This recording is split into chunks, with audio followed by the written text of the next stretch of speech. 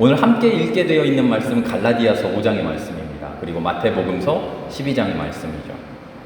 갈라디아서 5장의 말씀을 보면 바울이 갈라디아 교회 교인들에게 하나님을 믿는다는 것이 뭐냐, 하나님을 믿는다는 것은 해방되는 것이다, 우리가 자유함을 얻는 것이다, 이런 이야기를 합니다.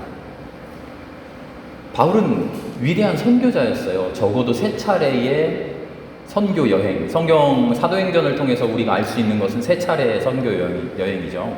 소아시아 지역, 지금으로 말하면 우리가 소아시아라고 하지만 그 시대를 살던 바울에게는 전 세계예요. 전 세계를 돌아다니면서 3번 넘게 돌아다니면서 복음을 전하고 교회를 세웠어요. 그런데 이 사람은 단순한 선교자가 아니라 신학자였어요. 이미 그리스도의 복음이 무엇이다, 하나님을 믿는다는 것이 무엇이다 라고 하는 그 사고 체계가, 신앙의 체계가 확고하게 서 있는 바탕에서 복음을 전한 게 아니라 그리스도가 누군지 아직 잘 모르면서 하나님을 믿는다는 것이 잘 모르던 사람들에게 예수 그리스도를 전했던 거죠. 잘 모르기만 한 게 아니라 공격하는 사람들이 있었어요. 공격만 하는 게 아니라 잘 믿는 사람들끼리도 안에서 잘못 알고 있었어요. 그래서 이 사람은 뛰어난 신학자가 되어서 하나님의 복음이 무엇인지, 그리스도 신앙이 무엇인지를 철저하게 체계를 세웠어요. 확실하게 알려주기 위해서이죠. 잘못 믿으면 안 되니까요. 오늘 갈라디아 교인들에게 쓴 편지의 중심에도 바울은 그렇게 신앙의 중심이 무엇인지, 신앙의 핵심이 무엇인지를 알려주고 있는 것이죠. 여러 가지 표현을 가지고 알려주는데요. 오늘의 핵심 표현은 자유입니다. 자유. 하나님을 믿는다고 하는 것은 우리가 자유롭게 되는 것입니다.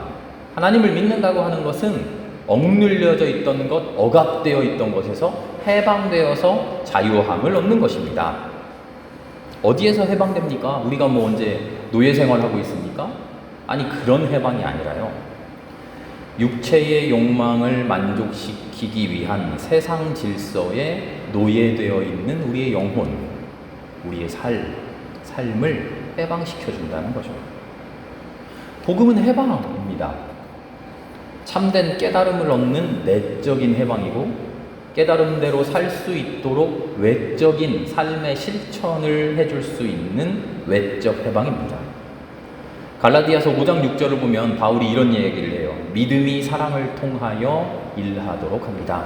믿음이 사랑을 통하여 일하도록 합니다. 주님을 믿는 믿음을 통해서 그 믿음으로 우리의 영이 내적으로 해방되고 난 다음에 우리가 믿고 있는 그대로 살아갈 수 있는 그 사랑, 믿음을 통한 사랑, 사랑을 통한 믿음, 그렇게 살아가는 것, 그것이 참된 그리스도인의 해방된 모습, 자유한 모습이라는 거죠. 어디에서 해방됩니까? 다시 해방의 원천을 물어봅니다. 바울은 많은 표현에 율법이라고 표현합니다. 그런데요, 그 속뜻은 복음이 아닌 세상의 모든 가치를 말합니다. 복음이 아닌 세상의 가치. 거기에 매여 있으면 안 된다는 거예요. 복음이 아닌 세상의 가치가 무익하다, 쓸데없다, 사탄 같은 것이다, 악마 같은 것이다, 없애버려야 된다가 아니라 거기에 매여 있지 말아라. 제가 TV 보는 거 좋아해요. 예능도 보고요, 드라마도 보는데 세상이 어떻게 돌아가는지, 요즘 사람들이 좋아하는 게 뭔지, 요즘 사람들이 어디에 홀려 있는지, 요즘 사람들의 혼을 쏙 빼앗아가는 게 뭔지, 그것을 보기 위한 그런 목적도 있습니다. TV를 보면요, 세상의 가치 중에 똑같은 사람인데 잘생긴 사람을 높게 평가해줘요. 그 사람이 가지고 있는 지식, 그 사람의 품성, 그 사람의 인간성, 모든 것이 똑같다고 하더라도 외모적으로 잘생긴 사람을 세상에서 인정해줘요. 못생겼다고 하면 좀 그렇습니다만, 외모가 평범한 사람에게는 아이 뭐 그럭저럭 살아가는 거지, 세상이 이런 메시지를 우리에게 계속 줘요. 외모가 좀 출중한 사람에게는 그의 내면이 불안하고 그의 내면이 부족하고 가진 것이 없더라도 너 복받은 사람이야. 너 뭐 전생에 나라를 구했냐. 이런 식의 표현을 하면서 세상에서 뛰어난 것처럼 띄워주죠. 그 가치가 잘못됐다는 게 아니라요. 그 가치에 사로잡히면 안 된다는 거예요. 잘생긴 거 좋죠. 잘생겨서 사람들에게 첫눈에 호감을 가는 거 상당히 좋죠. 좋은 거죠. 그런데 거기에 매몰되어서 나는 왜 이렇게 생겼을까? 하루 종일 거울만 들여다보면서 열심히 돈 모아서 어떻게 하면 성형외과를 갈 것인가? 그런 생각에만 머물러 있으면 나는 눈이 이렇게 생겨 먹어가지고 내가 이 인생을 이렇게 사는 거야 하고 한탄만 하고 있으면 그건 잘못이라는 거죠. 세상에 여러 가지 가치들, 훌륭한 가치들 혹은 덜 훌륭한 가치들, 나를 즐겁게 해주는 가치들, 수많은 가치들이 있는데 그것이 옳다 그르다가 아니라 바울은 그런 가치들에게 사로잡히지 말라는 이야기를 우리에게 합니다. 돈이 나쁜 겁니까? 아니요. 돈이 얼마나 좋은데요. 돈 있으면 맛있는 거 먹을 수 있고요. 돈 있으면 우리의 육체가, 우리의 삶이 넉넉해지고요. 하나님께서 우리에게 주신 하나님의 은혜의 또 다른 표현, 또 다른 차원이 돈입니다. 그런데 돈이라고 하는 가치에 사로잡혀버리면 복음과 동떨어진, 복음과 상관없는 그런 삶을 살게 된다는 거죠. 바울이 이야기하는 복음, 바울이 우리에게 전해주는 하나님의 구원이 뭡니까? 그런 쓸데없는 가치, 그런 우리를 궁극적으로 살릴 수 없는 가치에서 우리가 해방되었다는 거예요. 돈 좋은 거죠. 그러나 돈에 매여서 살아가지 않게 우리를 만들어줬다는 거예요. 열심히 일해서 돈 벌어야 됩니다. 열심히 일해서 나와 사랑하는 가족들이 살아가기에 넉넉한, 부족함 없는 그런 경제 활동을 해야죠. 돈은 쓸데없는 거야. 돈은 하나님의 복음하고 반대되는 거야 해서 돈 벌 생각도 안 하고 아무것도 일도 안 하고 있으면 그건 잘못입니다. 그러나 그 돈에 매여 있으면 안 되죠. 여러 가지 수많은 가치에 우리가 매여 있지 않도록 해주는 것, 가장 훌륭한 가치, 가장 근본이 되는 것, 가장 근본이 되는 진리, 그 진리를 우리에게 일깨워주는 것, 그리고 그 진리에 따라 살아가게 하는 것, 그것이 주님이 우리에게 주신 복음의 참 모습이라는 거죠. 바울은 그것을 육체의 욕망을 만족시키는 모든 일이라고 표현합니다. 누가 억지로 나를 억압하는 게 아니라 자기 스스로 자기 자신을 억압하는 것들이죠.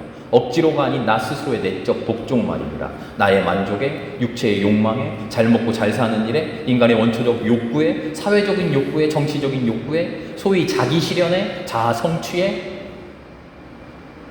내가 매여버렸을 때 그것은 하나님의 구원과 반대되는 삶이라는 거죠. 하나님의 구원은 그렇게 매여 있는 것을 풀어주는 겁니다. 자아 성취하지 말아라, 자기 실현하지 말아라? 아니요. 하지 말아라가 아니라 자아 성취하겠다고, 자기 실현하겠다고 거기에만 매달려서 아등바등하는 그런 마음을 풀어주는 거죠. 바울은 그런 모든 것을 넘어서는 진리를 보라고 이야기합니다. 그 모든 것을 넘어선 차원이 신앙의 차원이고 하나님의 차원이고 복음의 차원이라고 우리에게 이야기해 주는 거죠. 돌고 돌아서 겉으로 보이는 우리의 삶은 똑같을 수 있어요.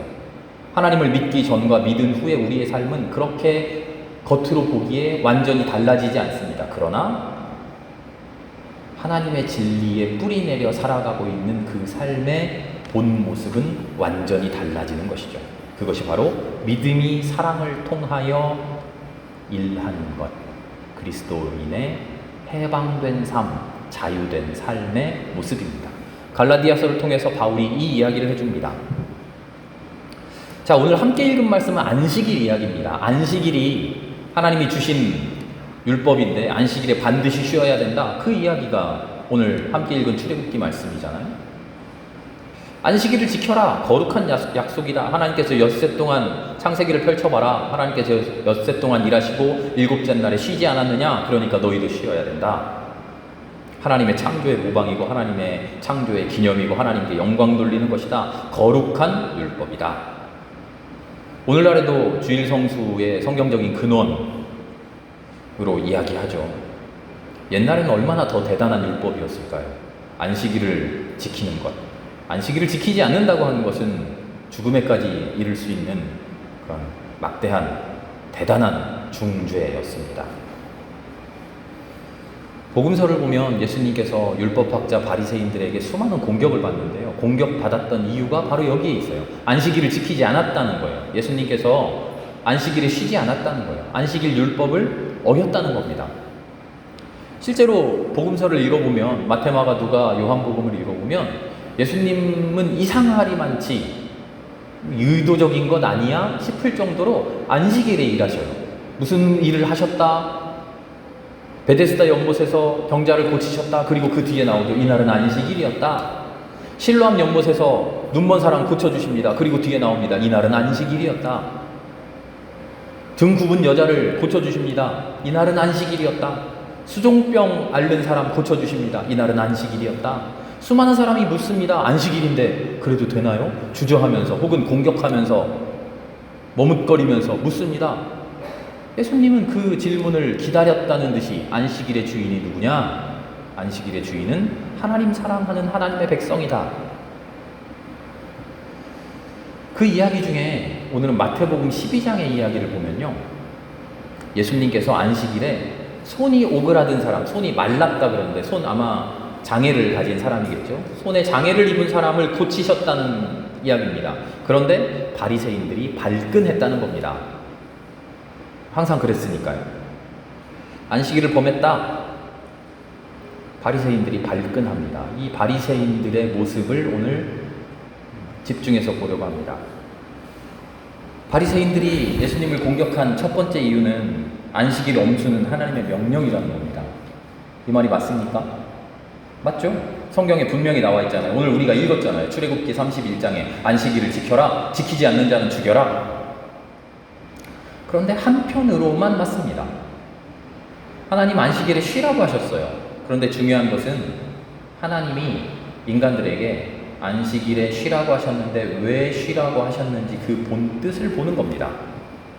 본뜻을 보지 않고 겉모습만 붙들고 있으면 오히려 하나님의 명령, 안식일에 쉬라고 하셨던 하나님의 명령을 지키지 않는 거죠. 제가 즐겨보는 TV 프로그램 제가 계속 말씀드리는데 제일 먼저 말씀드렸던 게 전원일기고요. 오늘 또 제가 자주 보는 프로그램 블랙박스 그죠? 무슨 교통사고 전문가 변호사가 진행하는 블랙박스 제보 받아가지고 사고 영상 보여주는 지난주에도 블랙박스 보는데요. 운전을 해가다가 고개 코너링을 딱 했는데 바로 앞에 커다란 돌멩이가 나왔어요. 아마 바위덩어리가 이렇게 산사태가 났던 데서 굴러 떨어졌나 봐요. 어떻게 해야 됩니까? 운전자는 당황하지 않고 싹 피해가지고 바위를 지나쳤어요. 그리고 그 바위를 이제 내려가지고 커다란 돌멩이를 치웠어요. 그랬는데 한두 달 있다가 범칙금 고지서가 날라왔습니다. 어디서 날라왔나 했더니 뒤따르던 운전자가 자기 블랙박스에 그 영상을 경찰 신고하는 거 있잖아요. 신고한 거예요. 뭐라고 신고했습니까? 중앙선 침범. 중앙선, 노란선 침범하면 안 되죠. 중앙선 넘어가면 안 되니까 그 바위덩어리 갖다 박아야 되나요? 어떻게 생각하십니까? 중앙선이 있는 이유가 뭡니까? 노란선이 있는 이유가 뭡니까? 안전하게 운전하기 위함이죠. 중앙선을 넘어가면 안 된다, 노란선을 침범하면 안 된다라고 하는 형식적인 겉으로 보이는 규정과 그 규정이 가지고 있는 본뜻, 안전하게 운전합시다라는 그 본뜻, 어느 것이 우선입니까? 그 형식적인 외적인 규정을 지키기 위해서 사고가 나야 됩니까? 나의 안전이 파괴되어야 됩니까? 이의 제기를 했더니 긴급 피난으로 면제받았답니다. 당연한 거 아닙니까? 안전이 우선이죠. 바리새파 사람들의 논리는 안식일의 쉼이 가지는 근본적인 의미를 지키고자 함이 아닙니다. 겉으로 드러나는 형식적인 논리, 안식일 쉬어야 된다, 쉬었냐 안 쉬었냐, 안 쉬었네, 그러니까 너는 죄인, 이런 겁니다. 안식일의 쉼이 무슨 의미를 가지고 있는가, 거기에 대한 철저한 신앙적인 고민이 그들에게 없습니다. 이럴 리 없겠지만 하나님이 만약에 갑자기 하늘에서 음성을 딱 큰 음성으로 지금까지는 안식일을 쉬었는데 내일부터 율법을 바꾼다, 안식일에 더 열심히 일해야 된다 라고 말했다고 해봅시다. 그럴 일 없습니다.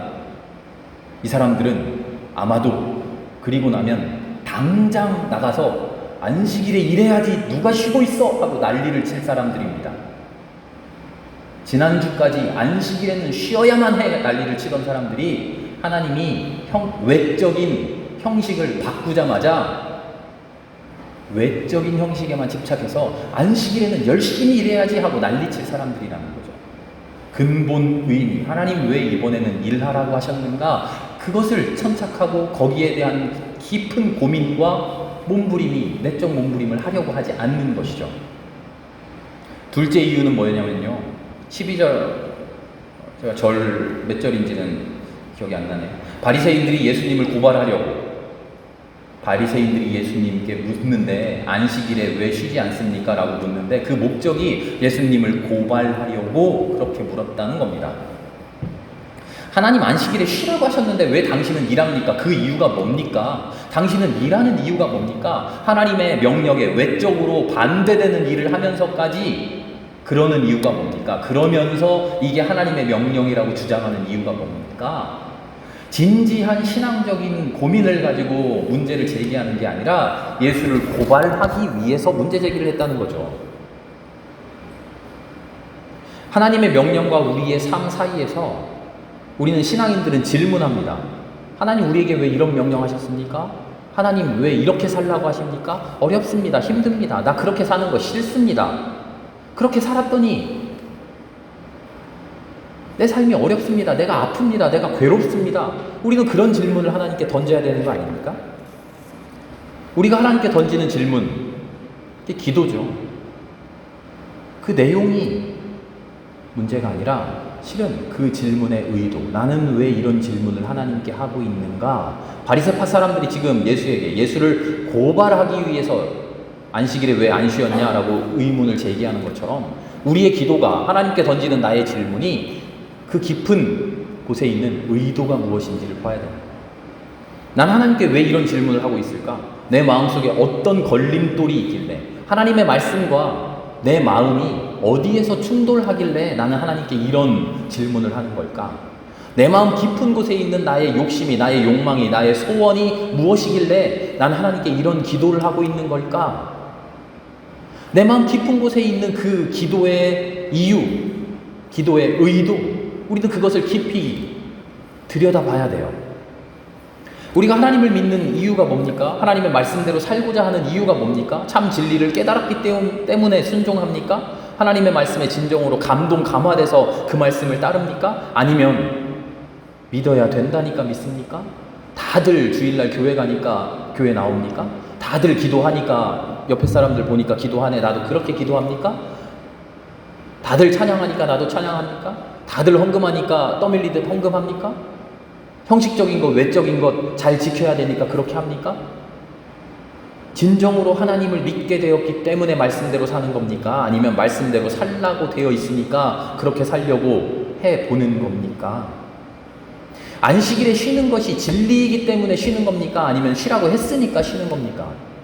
우리는 하나님을 믿는다고 하는데 내가 하나님을 믿겠다고 하는, 하나님께서 나에게 주신 그 말씀이 진정으로 나의 존재를 흔들어 놓기 때문에 주님을 믿습니까?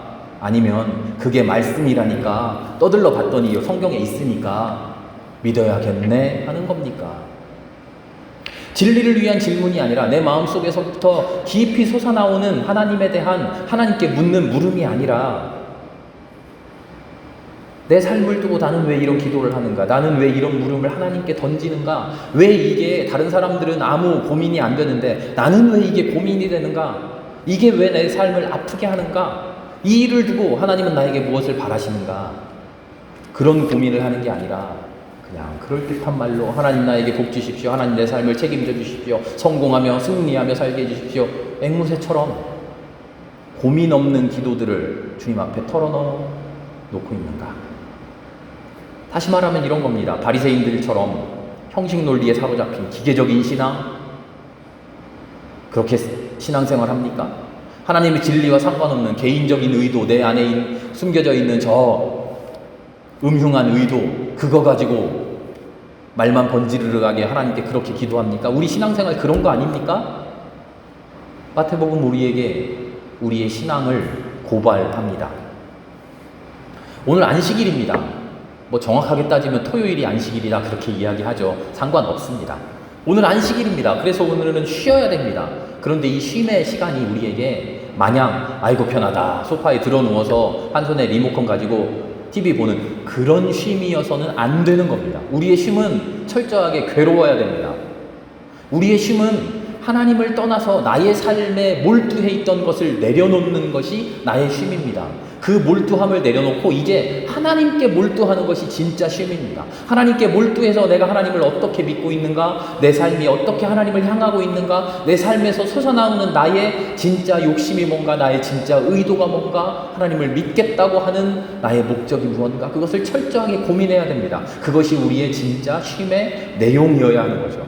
쉬고 있는 나 그리고 쉬라 하신 하나님, 그 둘의 관계를 끊임없이 고민해야 됩니다.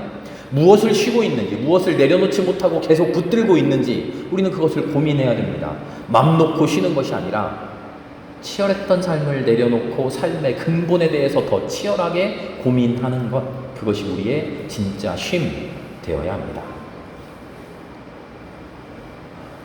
마지막으로 한 말씀만 더 드립니다. 안식일에 우리는 하나님을 예배한다 합니다. 주일에 하나님께 예배한다 합니다. 한편으로 안식일에 하나님은 쉬어라 하십니다. 똑같은 안식일입니다. 그렇다면 하나님을 예배한다는 것과 쉰다는 것이 똑같은 겁니다. 이해가 되시죠? 안식일은 하나님을 예배하는 날입니다. 하나님은 안식일에 쉬는 것이라고 말씀하셨습니다. 그러면 우리에게 하나님을 예배하는 일이 쉼이 되고 있습니까? 나는 하나님을 섬기고 하나님께 예배하고 하나님을 경배하고 하나님께 기도하고 하나님을 찬양하는데 그 모든 신앙생활이 나에게 쉼이 되느냐 하는 겁니다. 말씀대로 살고 그리스도를 섬기면서 사는 그 삶이 옳다는 건 알았는데 그렇게 옳게 사는 것이 나를 편안하게 합니까? 나를 기쁘게 합니까? 여러분 쉬게 만들어 줍니까? 하나님을 섬기며 사는 그 삶이 평안하고 영혼이 즐겁고 기쁘냐는 겁니다. 그 물음을 스스로에게 던져야 됩니다. 오늘 교회 나오신 것이, 이 시간 예배 드리고 있는 것이 나에게 부담이고 어쩔 수 없이 오늘 주일이니까 또 가야겠네 억지로 나온 그런 삶이냐, 아니면 정말 이 시간이 즐겁고 기쁘고 나의 영혼에 나의 삶에 평안한 쉼이 되느냐 하는 겁니다. 세상살이가 이토록 어려운데 그 어려움의 한복판으로, 그 한복판에서 하나님을 섬긴다는 것이 또 다른 부담감으로 나에게 다가오진 않습니까? 또 다른 부담감으로 나를 짓누르고 있지는 않습니까? 그렇다면 근본적인 질문 다시 나에게 던져야 됩니다. 앞서 이야기한 두 가지 질문을 진지하게 스스로에게 던져 보아야 됩니다. 하나님을 섬긴다는 것이, 신앙생활하는 것이, 교회 다니는 것이 나에게 쉼이 되는가? 나에게 즐거움인가? 나에게 기쁨인가? 안식일에 일하는 사람 반드시 죽여라 했습니다. 안식일에 직장 나가면, 장사하면 망한다, 죽는다, 그런 말씀 아닌 줄 우리 다들 압니다. 하나님을 섬기는 것이 나에게 쉼이 되지 않는 자, 하나님을 믿는다고 하면서 하나님을 믿는 일로 인해서 마음에 평안이 찾아오지 않는 자, 하나님을 섬긴다고 하면서 하나님을 섬기는 삶으로 인해서 즐겁지 않은 자, 그런 사람에게는 참된 생명 없다. 참된 생명 없으니 죽은 거나 다름없다. 주님의 말씀, 그런 말씀이 아닐까요? 하나님을 섬기는 일이 우리에게 참된 쉼 될 수 있는 그런 신앙생활 우리에게 할 수 있기를 바랍니다. 우리에게 허락되기를 바랍니다. 그러기 위해 매일매일 나 스스로에게 근본적인 질문 던져봅시다. 주님, 나는 왜 주님 믿습니까?